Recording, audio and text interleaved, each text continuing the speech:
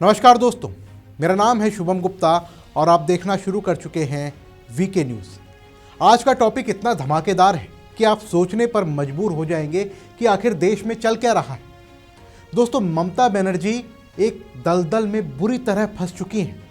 जितना वो हाथ पैर मार रही हैं, छटपटा रही हैं, उतना ही गहराई में धंसती जा रही हैं। एक के बाद एक आफत उनकी गर्दन पर सवार हो रही है।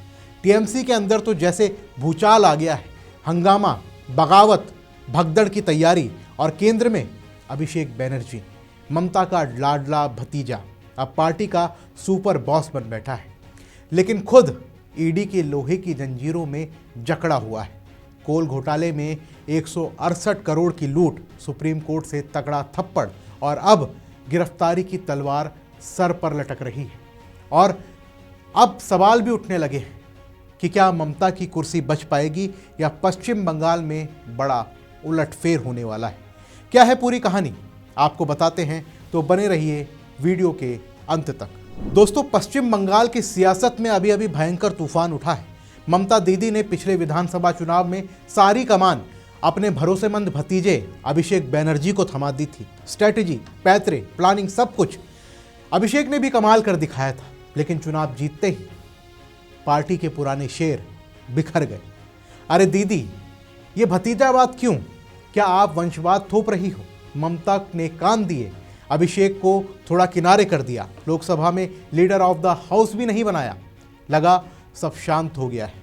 लेकिन अब दीदी की रातों की नींद उड़ गई है। पार्टी में किसी पर भी भरोसा नहीं बचा। दीदी अब मुस्लिम लीडर्स पर शक कर रही हैं, कहीं पलटी ना मार लें। बड़े बड़े नेता डर के मारे कांप रहे हैं। हार की बू आते ही कहीं बीजेपी की गोद में ना बैठ जाए। मुकुल रॉय जैसे नेता पहले एक बार भारतीय जनता पार्टी में जा भी चुके हैं। हुमायूं कबीर जैसे लोग नया खेल रच रहे हैं। कई मुस्लिम लीडर्स उनके साथ जाने की जुगत में हैं। लेकिन दीदी ने क्या किया? फिर से अभिषेक पर पूरा दांव लगा दिया। सारी पावर, सारी जिम्मेदारी उनके कंधों पर डाल दी। तो अब ममता बनर्जी को लगता है कि इस बीच तो अभिषेक बनर्जी पर ही भरोसा किया जा सकता है और इसलिए सारी जिम्मेदारी उनके पास है। लेकिन दूसरी तरफ अभिषेक बनर्जी तो फंसे हुए हैं, जो पिछले दिनों मीटिंग पर मीटिंग ले रहे थे। पहले दिल्ली में मीटिंग ली और अब कल फिर टीएमसी की मीटिंग होने वाली है, जिसकी कमान अभिषेक बनर्जी संभालेंगे। लेकिन वार किस्मत, यही अभिषेक अब दीदी की सबसे बड़ी मुसीबत बन गए हैं। अब ईडी समन नहीं बल्कि सीधे अरेस्ट वारंट भेजने वाली है। जी हाँ दोस्तों, अब अभिषेक बनर्जी की गिरफ्तारी होने वाली है, क्योंकि इतने दिनों से ये घोटाले में जो अपने पैतरे दिखा रहे थे, 2021 के बाद से समन पर समन भेजा जा रहा था। सुप्रीम कोर्ट में सिब्बल और सिंघवी दोनों ने जो दलीलें दी, उसको सुप्रीम कोर्ट ने खारिज कर दिया है और कहा है कि एडिकेट नेक्सस की बात सामने आई है, जिसमें अभिषेक बनर्जी की भूमिका है। इसलिए ईडी ने जो समन भेजा है उसको खारिज नहीं किया जा सकता, उनसे पूछताछ होगी। उन्होंने ये भी कहा है, आप साबित कीजिए कि आप उसमें शामिल नहीं थे। सुप्रीम कोर्ट ने साफ साफ कहा है, कॉर्पोरेट कीजिए एजेंसी को और उसके बाद जमानत की बात करेंगे।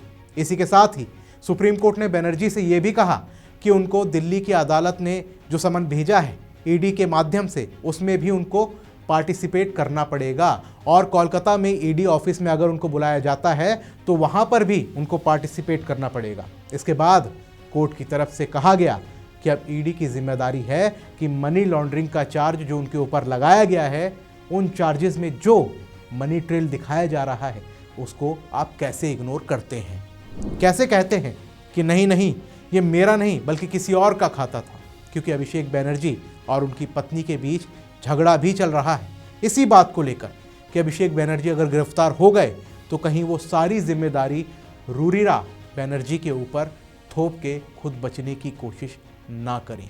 जैसे शराब घोटाले में मनीष सिसोदिया और केजरीवाल के बीच यही कंपटीशन चला था, इसलिए सिसोदिया की गिरफ्तारी पहले और केजरीवाल की बाद में हुई थी। सुप्रीम कोर्ट से मिले झटके के बाद अब अभिषेक बनर्जी की गिरफ्तारी जो है वो पूरी तरीके से तय मानी जा रही है। दोस्तों, 26 तारीख को टीएमसी के नेताओं के साथ बैठक कर रहे हैं। उन्होंने सारे सांसदों को बुलाया है और 29 सांसदों के सामने उन्होंने ये भी बोला है कि जिस तरीके से आप लोग पार्टियों में जा रहे हैं, टीएमसी की जो पूरी की पूरी छवि है वो खराब कर रहे हैं। आप दूसरे पार्टी के नेताओं की पार्टियों में जाते हैं। उन्होंने खासतौर पर शरद पवार की इसमें बात की।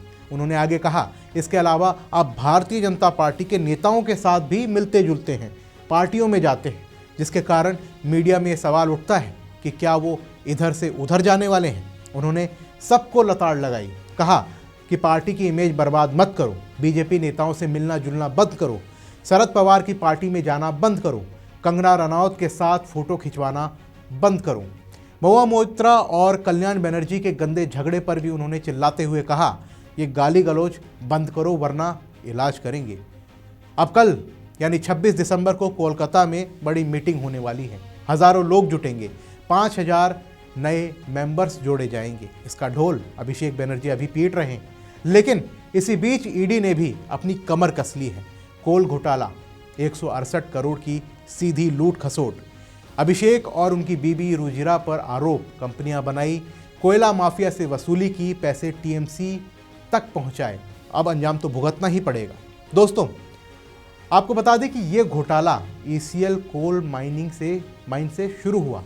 अनूप मांझी जैसे दलाल कोयला चोरी करते थे, ब्लैक में बेचते थे, पैसे टीएमसी के टॉप तक पहुंचते थे। ईडी के पास पूरा मनी ट्रेल है, रजिस्टर्ड कंपनियां, अभिषेक रुजिरा डायरेक्टर, पैसा आया फिर कंपनी डिसॉल्व, सबूत मिटाने का क्लासिक तरीका। अब कहते हैं हमारा कुछ नहीं, पैसे हमारे अकाउंट में नहीं आए। अरे भाई, ऐसे थोड़ी होता है।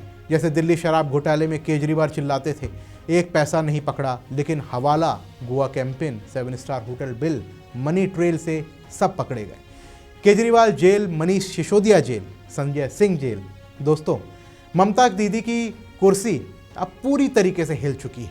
अभिषेक की गिरफ्तारी से आफतों का सैलाब भी आना तय है। दोस्तों, पश्चिम बंगाल में सत्ता बदलाव की घंटी बज चुकी है। टीएमसी में हंगामा शुरू हो गया है, नेता भागने के लिए तैयार हैं। आपको क्या लगता है, अभिषेक बच जाएंगे या फिर जेल की हवा खाएंगे? दीदी की कुर्सी जाएगी या नहीं? कमेंट बॉक्स में अपनी राय हमें ज़रूर दें।